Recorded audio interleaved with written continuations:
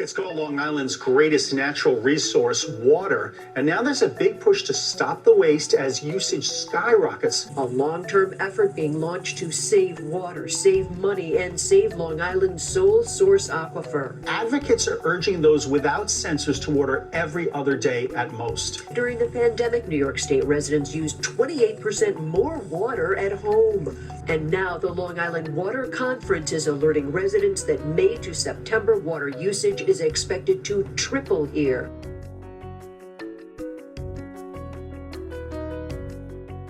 If you're listening to this podcast, I probably don't need to tell you that water is our most precious natural resource. And here on Long Island, we're luckier than most.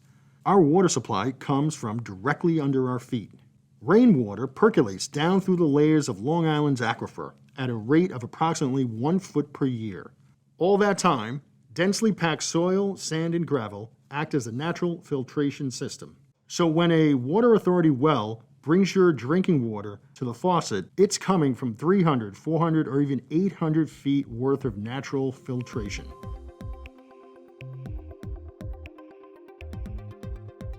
Together, the layers of Long Island's sole source aquifer contain between 65 and 120 trillion gallons of groundwater. Our water supply is bountiful, no doubt, but it's not limitless. And it's critical that as Long Islanders, we work to protect this resource for future generations. Being good stewards of the aquifer is everyone's responsibility. Which brings us to today's topic, water conservation.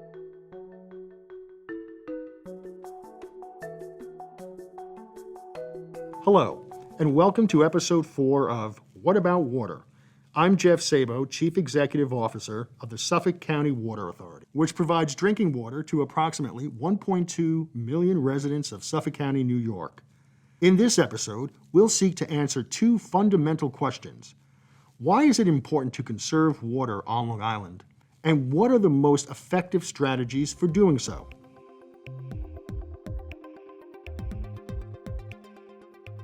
In order to understand why we should conserve water, we need to understand how water providers like SCWA operate. All of the water we supply comes from one of our more than 600 public supply wells. But in the winter, when countywide water consumption is at its lowest, nearly 3/4 of our wells are turned off and taken out of service. About 70% of our entire network of wells exists solely to meet peak demand during the summer months. And that peak demand has grown over time. The higher the demand for water has become over the years, the more SCWA wells had to be constructed. And new wells cost well over $1 million from start to finish, not to mention annual operating costs. As a not-for-profit public utility, our cost to provide water is paid for by our customers. When we pay more, you pay more. So lessening demand helps keep costs down for everyone.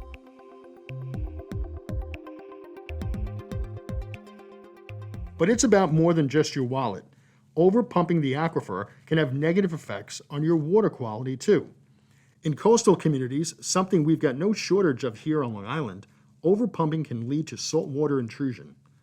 In nearby Nassau County, overpumping has shown to change the way water flows underneath the ground, making potential contamination plumes unpredictable and difficult to keep from spreading. While Long Island is not expected to run out of water anytime soon, it's important to manage the resource carefully. A proactive approach to water conservation is the best way to prevent these problems in the future.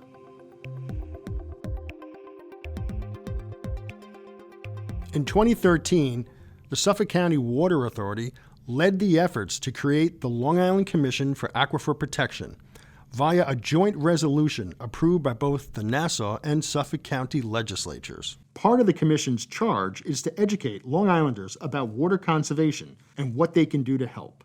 SCWA's Director of Communications, Tim Motz, is chair of LICAP's Water Conservation Subcommittee. Tim, can you tell us a little bit about how this subcommittee came together and the work they do? Sure, I'd be happy to. LICAP was really visionary in realizing that the time had come to develop a comprehensive focus on conserving our groundwater resources. And so when LICAP was reauthorized for a second term a few years back, they also created a subcommittee to focus exclusively on groundwater conservation. This subcommittee was represented by a broad cross-section of experts, elected officials, representatives of water suppliers, health departments, environmental organizations, and really just concerned citizens. And what we sought to do is to create a lasting brand to educate the public on conservation issues and what they can do to help. So it sounds like you've got all the right people involved, but that's a lot of opinions. Was it difficult to find a consensus on what to do next? Well, I'd say it was a circular firing squad, but the table we worked at was actually rectangular. Look, you get a bunch of people with a bunch of different backgrounds, all passionate about water conservation. You're going to have a lot of disagreements on approach. It's unavoidable. But ultimately, I think we were really able to rally around a name for the campaign, which is Our Water, Our Lives, and 10 basic conservation measures that we'd like the public to embrace. They're all available at ourwaterourlives.com and include measures such as smart lawn watering controllers, fixing leaks, just common sense things that we can all do every day to save water. So how do we continue to spread the word with the Our Water, Our Lives campaign? Well, this podcast will certainly help, and we've just kicked off another massive email outreach effort to SCWA customers. I know from past experience that we can count on our partners in government to spread the word to their own contact lists as well. Such efforts in the past have led to thousands of people going to the website and pledging to save water. We've also got some pretty brilliant interns from the environmental programs of our local universities ramping up social media efforts, presenting for various organizations, at the time virtually, to talk about the campaign.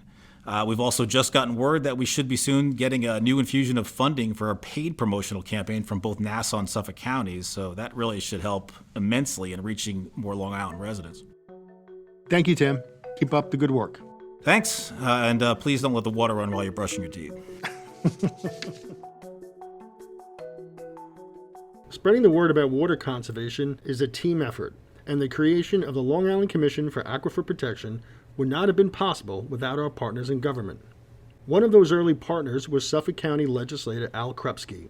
Legislator Krupski joins me now via Zoom from his office in Riverhead. Well, thank you for having me. You've been involved with LICAP's Conservation Subcommittee since the beginning. Why is this a priority for you? So, water conservation is always, I think, kind of been a priority because if you think about water use in general, and maybe I was raised that way, your father's saying turn off the water. I don't know. But you don't want to waste a resource. And we've got a limited resource here, and you don't want to be wasteful of it. So I think that's just the general philosophy that I have. Looking at the district that you represent on the North Fork of Long Island, it's a unique region, and the aquifer there is certainly different than the aquifer in western Suffolk County.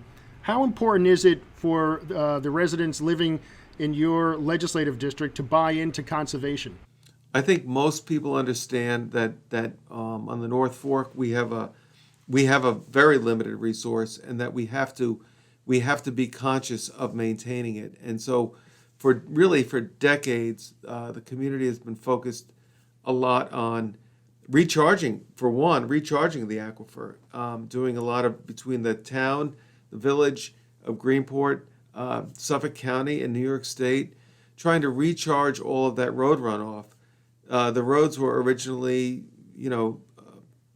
engineered to shed all that water into our nearby bay and creeks, and now you're losing all that water from your aquifer that should be recharging the aquifer all year long. For those listening who are residents of your legislative district or the county as a whole, do you have some best practices or some advice for those as they consider increasing their own efforts to conserve the aquifer? Yeah, and I think the Suffolk County Water Authority has been a leader in water conservation efforts and trying to get people who use a lot of water. And I know it's changed a lot in my lifetime, right? Because as a kid, you had your regular, washing use. There were very few swimming pools out here, or fountains, or lawn sprinklers. So the water use on the North Fork is changed. The culture has changed so much, and a lot of it is water intensive. So I think having Suffolk County Water Authority being concerned about water use is very important, because you're treating that water. You're not just pumping it. You're actually treating it to potable standards, and if it gets pumped out in the lawn, it's almost like a waste. 70% of the water that the Water Authority pumps for the year occurs during the spring and the summer. And if you look at it and you look at the numbers historically, that is essentially from lawn irrigation. Everyone wants a green lawn. And if you take that out of the equation and you look at consumption during the fall and winter months, it's a mere fraction of it. And I think that message, what you just said there, that message has to get out to people, because if you have to take it up to a whole nother level in production and treatment because of only lawn irrigation, like that's a problem. That's going to be a big problem. And I think people should understand that. Legislator Krupski, thank you for your insight. Thank you for your time today. We very much appreciate you being on the pod. Well, thanks for having me. It's an important topic.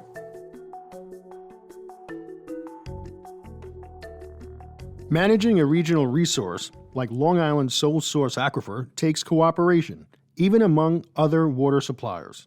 The New York State Department of Environmental Conservation has asked all water suppliers to reduce annual pumpage by 15%. Let's see how some of our contemporaries in Nassau County are handling DEC's request. Joining me now is Paul Granger, Superintendent of the Hicksville Water District and a water industry professional on Long Island for over 30 years. Paul, thank you for joining us today on What About Water? Thank you, Jeff. So, Paul, you've been in the business a long time. You're a well-respected superintendent. You've been with Port Washington, you've been in the private sector, and now with Hicksville. Has the DEC ever directly asked suppliers to do something like this before? Indirectly, yes. And this goes back to when I first came into the business in 1988, back in the late 80s, early 90s. The DEC for Nassau County came up with a mathematical pumpage cap for water suppliers. At that time, it was rather draconian. It was forced upon the water suppliers, and it prompted water suppliers to develop water conservation plans. There was a lot of angst, and it was the old paradigm of you had the regulatory folks and you had the water supply folks, and there was not too much in the way of collaboration. Those caps were legally challenged, and they were overturned. However, what was good about the whole process was that it put water conservation on the forefront, and water suppliers started planning long-term on the quantity side as opposed to the quality side, which is equally important. And Paul, Hicksville in particular, what water saving initiatives have you put in place? Well, we're in central Nassau County. We are ardent supporters and educators of the Nassau County Water Conservation Ordinance, and one of the primary factors of that ordinance is the odd-even sprinkling restrictions. In other words, if you live in an even-numbered home, you could sprinkle on an even-numbered day, and you have to do it between a certain time period. Technically, there is an enforcement action to it, but we don't believe enforcement is the way to reach out to the public. Education is the best tool, and from my experience, when you educate the folks on the rationale and the reasons for odd even and the importance to protect our environment and our water supply system, you have the vast majority of people that will comply with that regulation. And have the customers you serve been receptive and responsive? Yes, they have, but it's an ongoing process. People tend to forget. We're seeing new customers come into our supply system almost on a daily basis. With COVID, people are coming from the city to Nassau County and, of course, to Suffolk County. So we have to be mindful, and we have been, to remind our customers of the Nassau County Water Conservation Ordinance and continually communicate the importance of water conservation. Yeah, I think that's something through the course of producing this episode, a reoccurring theme is the importance of consistent messaging over a long period of time to educate the public to get their buy-in. I think that seems to be the consensus that would work best. So it's not a one-size-fits-all approach, but we can have one theme on Long Island. And through LICAP, the Long Island Commission on Aquifer Protection, we do have our Water, Our Lives program that helps provide that message. So in Hicksville, we're center of Long Island. We're not susceptible to saltwater intrusion. However, we understand the environmental and economic benefits of water conservation. So we promote to our customers different initiatives. Right now, we're looking at promoting smart irrigation controllers. We're going to be doing a pilot program that provides rebates for these controllers that are weather-based app-based and use technology to more efficiently irrigate your lawn. We also have a meter reading system that actually takes readings and tracks water usage in a very private way that will help us proactively alert customers, and customers can also log into an app and track their water usage. So if we see high usage due to leakage or other types of usage that are wasting water, we'll proactively alert our customers, and many systems do that already. Is the 15% reasonable, Paul? It's too early to tell, and the 15% is really based on your peak pumpage usage during the summer. I don't see it being impossible. I just see it has to take time because you have to use many different tools to achieve that. First and foremost, education of the public, stressing the multifaceted reason why you want to conserve water. We have plenty of water on Long Island when you look at it holistically. However, there are certain regions. I manage the Port Washington Water District, which was subject to saltwater intrusion, a real-life problem. It's generally not reversible, and that district took very comprehensive measures and successful measures to address that issue. Paul, do you think that there's a disconnect from the public about the amount of water they think they use and the amount of water that they actually need? Yeah, absolutely. In this day and age, people are very busy. The attention spans are reduced because, the busyness of life. And a lot of folks rely on their irrigation contractors, landscapers, just to set up their irrigation system. And it's kind of they set and forget.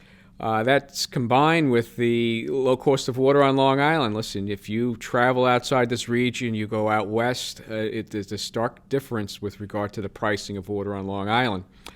Most of our customers, and Suffolk County Water Authority can also vouch for that, understand the environmental benefits, but you do have some folks that at the end of the day, what really matters to them is the cost of water.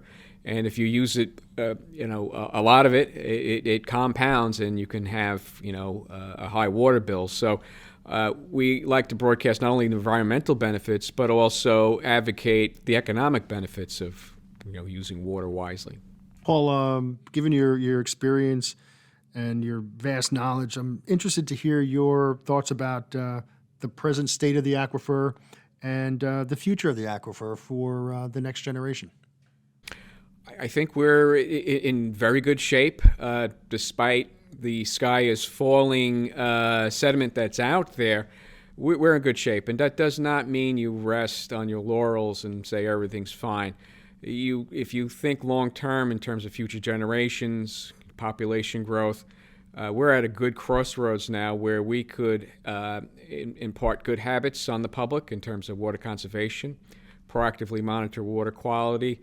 And the laws have been passed, we're starting to see the benefits of the laws passed in terms of, protecting from chemical spills and things of that nature. So we're heading in the right direction, but we need to be more diligent and more proactive with the public we serve. Paul, it's been an absolute pleasure. Thank you for appearing on the pod. Thank you.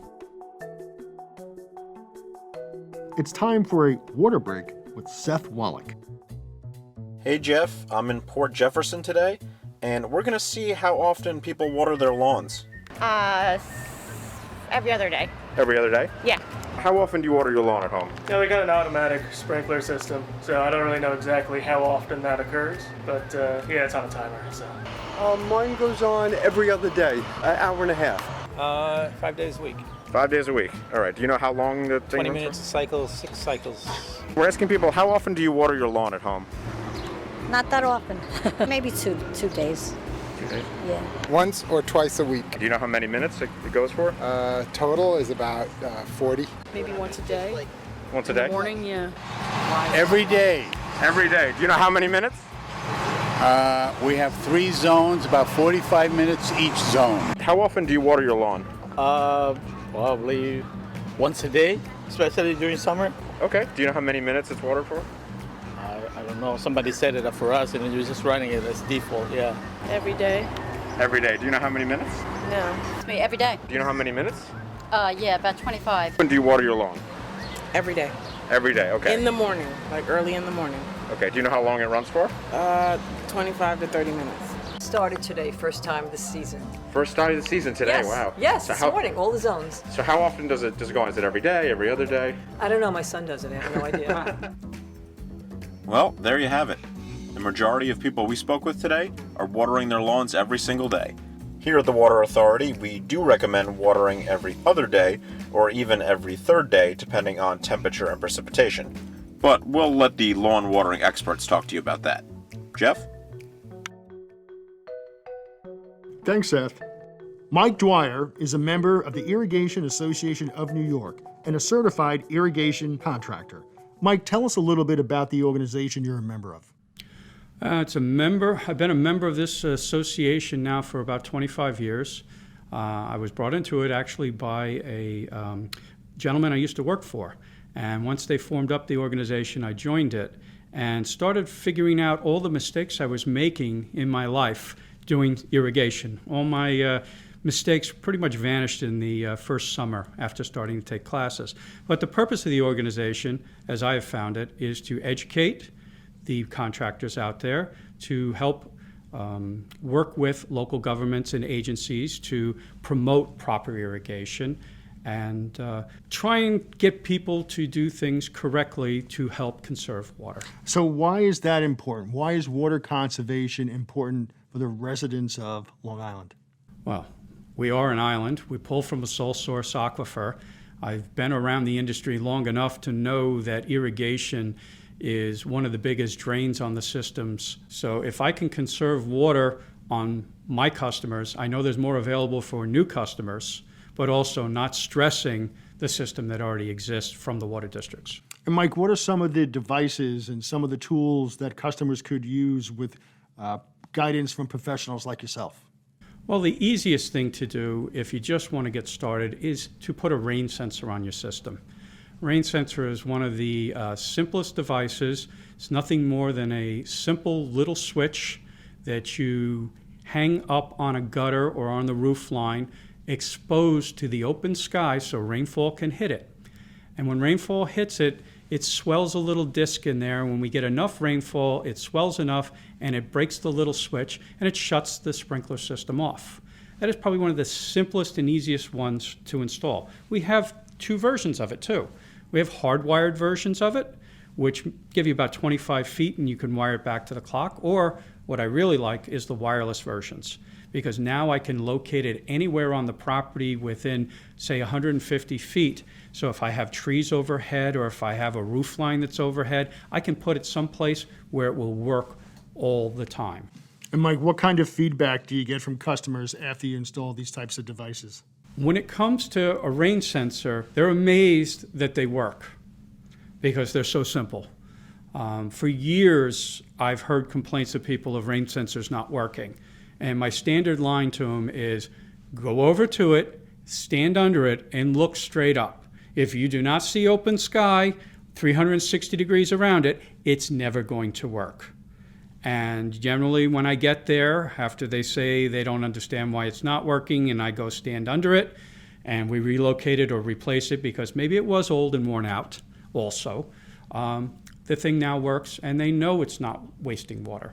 And what's the typical lifespan of a device like this? Well, this rain sensor, they're good for probably 7 to 10 years, especially the battery-operated ones. That's about the lifespan of the battery. They do have replaceable batteries, but usually at that point, the discs are starting to wear out and not work well. So the nice thing is it's replaceable.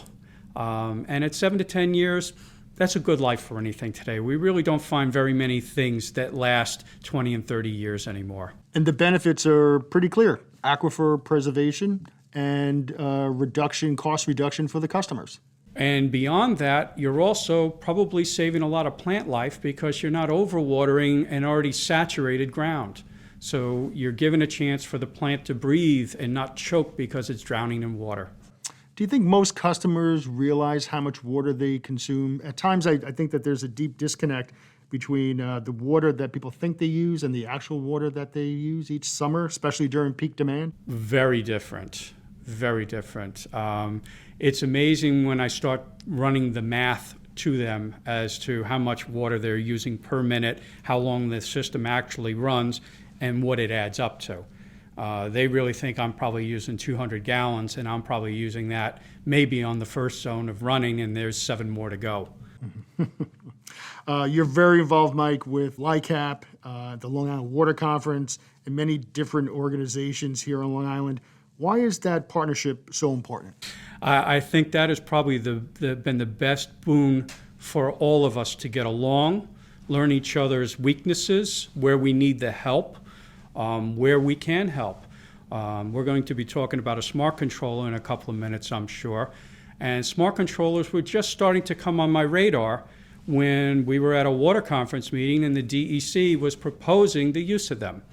And I left that meeting and I made a few phone calls the next morning. And I looked into the controllers. And when I saw what their potential was and the water savings they could help with, I saw no reason not to start pushing them and jump on the bandwagon and help. So what are the major differences between a smart controller and the standard sort of old school rain sensor? Well, we'll go old school clock, not even rain sensor. The old school clock, you just put a rain sensor on and it just shuts it off. When I get there in the spring, I would have to leave that on for what it needed for July and August, our hottest, driest months, where we needed the most water. People don't want to go out to a clock and turn it up, turn it down, mess with it at all. Fear of the clock, which we all have technological fears out there. But in the most cases, when you go out with those clocks, they don't want to touch them. So when you put a smart controller in, and we tie it into the internet because there's cloud-based ones, we get weather data added to the clock. So now when I program the clock, I program it for July and August water use, and the clock will only use a ratio of what is needed as we approach July and August. So our water is much lower. If we get some freaky weather and it gets warmer, it will ramp up earlier. If we get cooler and wetter weather, it will reduce. But what it really does, it goes one step beyond the rain sensor. We now calculate rainfall, which we never really had very many options for that. So when we get a half inch of rain, 3/4 of an inch of rain, some substantial rain, the controller knows how much rain fell in that area because we're inputting it by zip codes, and it's going to say, okay, we had a lot of rain. We're not going to let you, even though the rain sensor says we're dry and you can go on, we're not letting you on because you are not needing extra water yet. And that's where these clocks really start to save water and help the landscape too, because we're not overwatering. We're making things work harder to grow to water. Mike, any closing thoughts for any of our listeners and for the customers and residents of Long Island who may be listening? I mean, we're beating the drum here. We're trying to get the word for smart controllers out there. We're trying to get people to start understanding that conservation is necessary, but it's not an evil. It's a blessing in disguise. With a smart controller, I have much more access to my customers' operation of their sprinkler system to help them conserve water, whereas before I walked in the door, I turned it on, and I didn't see them till the end of the fall or if they had a problem, and neither of us knew if there was a problem in between unless we had a flood or a brown spot, and that was 2 or 3 weeks later. And don't fear the clock. Don't fear the reaper. Mike, thank you so much for your time. I appreciate the opportunity to be here. It sounds almost counterintuitive. A company that sells water asking you to use less water. But as you've heard from some of our guests on this episode, encouraging SCWA customers to save water is one of the most important things we can do here. When he's not stopping people on the street to ask them about their water or editing this podcast, our community outreach coordinator, Seth Wallach, administers what we call our WaterWise programs. I've asked Seth to come in and to talk a little bit about these programs. Hello, Seth. Hey, Jeff. So we actually have 2 WaterWise programs. We've got our WaterWise account credits and the WaterWise checkups. The checkups program It's a one-on-one consultation between the customer and one of our experts here at the authority. And what that person will do is ask a series of questions and try to estimate the amount of daily water use at every different point in the customer's home. So then based on what we find there, we can customize a plan for them, for that customer to best conserve water. We've done these checkups all over the county, and we've seen some interesting stuff. We've seen severely over-irrigated properties, big estates. We've seen broken toilets that are running constantly. We had one customer who actually had a hole in his pool lining, and the pool had an autofiller on it. So as that water leaked out onto the ground out of the pool, the filler was just running 24/7, filling it, and the customer had no idea because his water level in his pool was never changing. So, Seth, what has the customer's reaction to this program's been?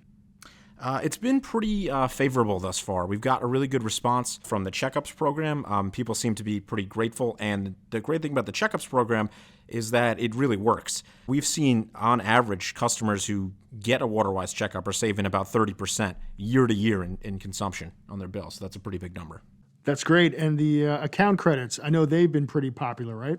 Absolutely. So since we started the WaterWise programs in 2017, more than 1,100 customers have already taken advantage of the account credits. So how does it work, Seth? How much is the account credit exactly, and how can people take advantage of it? Well, we offer credits of up to $50 on your bill, not to exceed the purchase price of the item, and that item is any water-saving device for your home. So eligible items include low-flow shower heads, faucet aerators, smart irrigation systems, rain sensors for your irrigation system, and we recently added smart valves to that list as well. And you can combine multiple items to get that maximum $50 credit. So let's say, for example, you want to buy a faucet aerator for every sink in your home. You can buy, $5, $10 faucet aerators, and you're still going to get that cumulative $50 credit. So, Seth, we give customers a $50 credit on their quarterly bill if they buy, say, a $200 smart controller. But the smart control eventually pays for itself over time, doesn't it? Just in water savings alone. Right, exactly. So that research tells us that smart controllers cut back on consumption by about 20%, and our data here at the Water Authority supports that as well.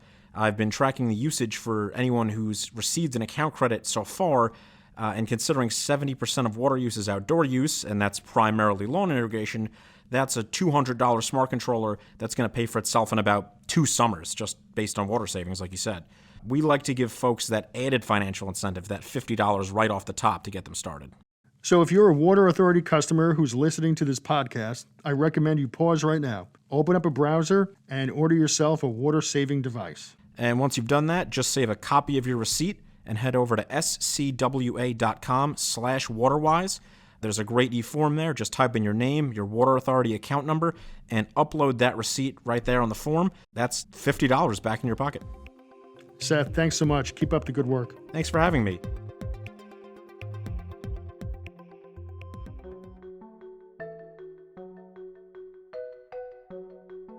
What About Water is produced by Jeff Szabo, Tim Motz, and Seth Wallach. This episode was engineered and edited by Seth Wallach. If you enjoyed What About Water, be sure to rate us and leave a review. Help spread the word by telling a friend and by following the Suffolk County Water Authority on Facebook and Twitter. Until next time, I'm Jeff Szabo. I'm more into the Long Island Water podcast. Oh, yeah, Suffolk County Water podcast. Yes, I'd love to be a guest on that one.